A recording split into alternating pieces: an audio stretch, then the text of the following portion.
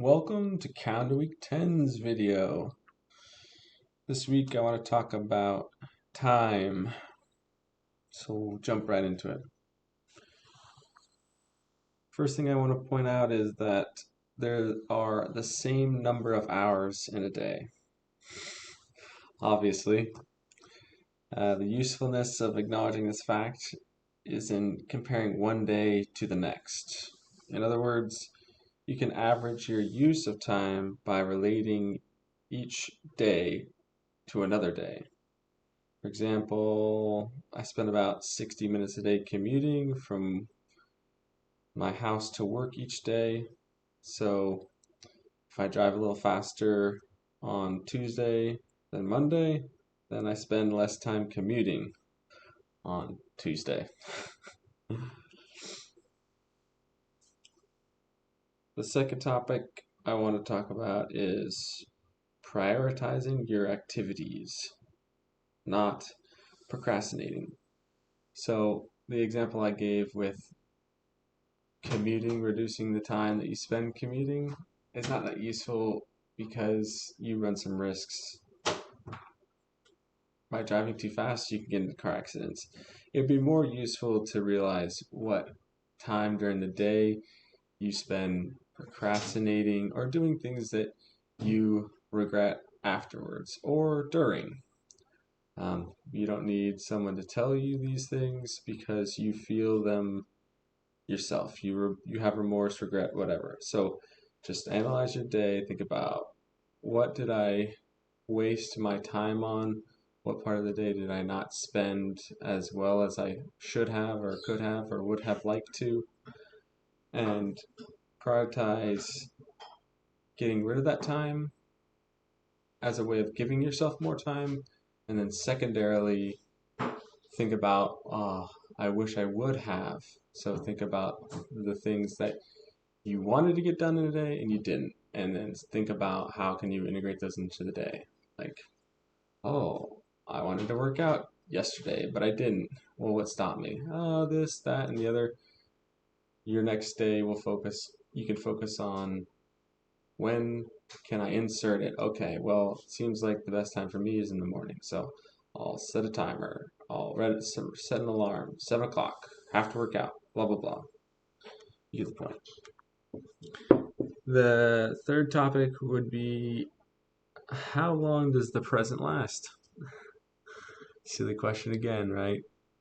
The present lasts just like that. It's over.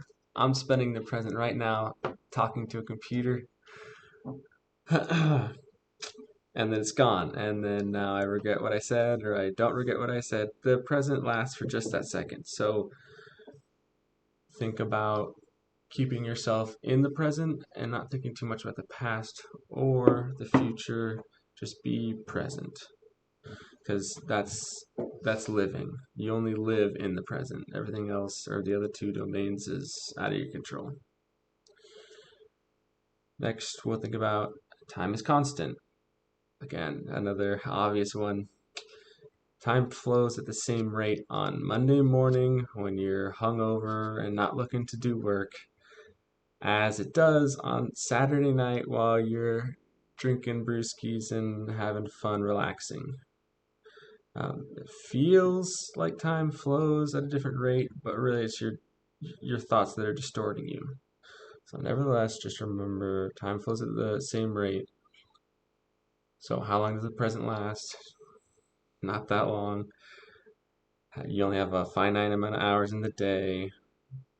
Prioritize the things that you are interested in achieving or wanting to minimize. And those are some good ideas to think about. Next is how, it's more of a quote, but I find it useful and we'll talk about it. Or I'll talk about it. You'll listen to me talk about it. How you spend your day is how you spend your life. I don't know who said it. I could find it on the internet. It's not important. How you spend your day is how you spend your life. The idea is your life just consists of long sequence of days. 1 year is just 365 days tied together. And if you live 80 years, that's 80 times 365. So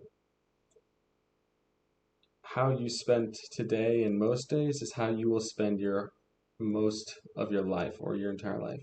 So if you like to relax and watch TV for most of your free time, then you look back in your life and realize, yeah, I spent most of my time relaxing watching TV.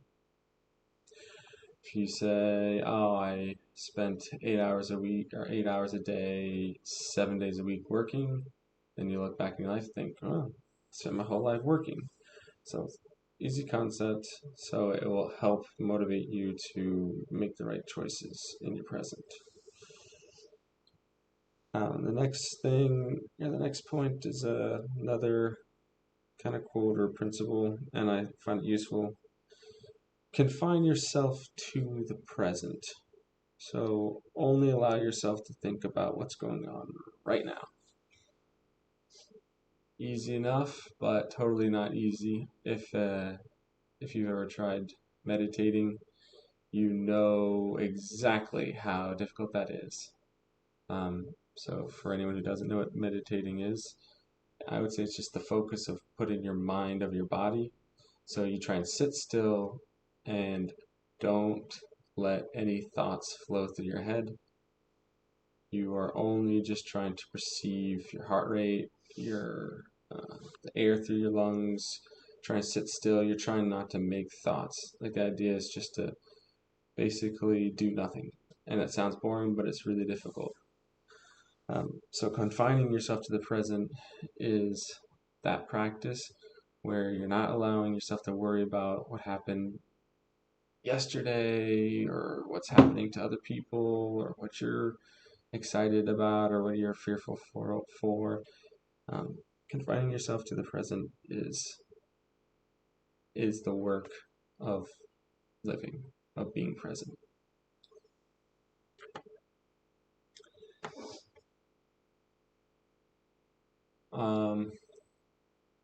I think time is a useful thing to contemplate because we have an abundance of it, or we think that we have an abundance of it, and we never think about our use of time until much, much later.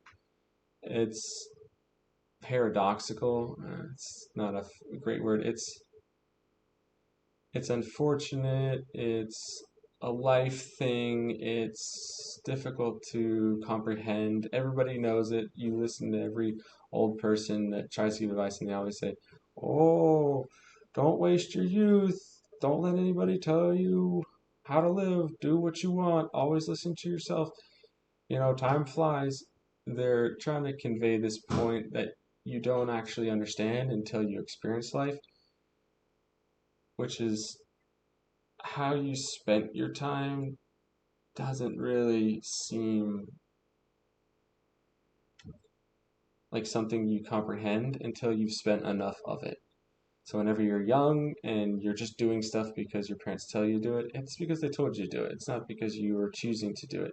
And you regret it or resent them for making you do it, or um, you're unhappy with it in the moment, and then you look back and you think fondly, you have nostalgia or whatever. It's the difficulty of life is realizing that the time that you spend isn't going to come back. So the only thing you can really do to combat how fast time flies is to try and only do things that you are happy doing. Try to spend your time doing things that you think and you know and you feel are well worth your time. Yeah, that's an adult lesson, I would say. That's something that even someone who's the most practiced about being present would still say they struggle with that. And that's why I'm talking about it. I think it's a lesson that whenever I was writing my vows tally, it was the structure of my vows. It was the thing that I kept on going back to as my references. that I don't want to waste my time. I don't want to look back and regret anymore. It felt terrible in the moment to feel like I wasted a lot of it. And yeah, it was motivating me to make the right choices. So I'm trying to help other people feel motivated to make the right choices, and I think being cognizant of how you spend your time is one of the best ways to realize that. Anyway, thanks for watching. Have a good one.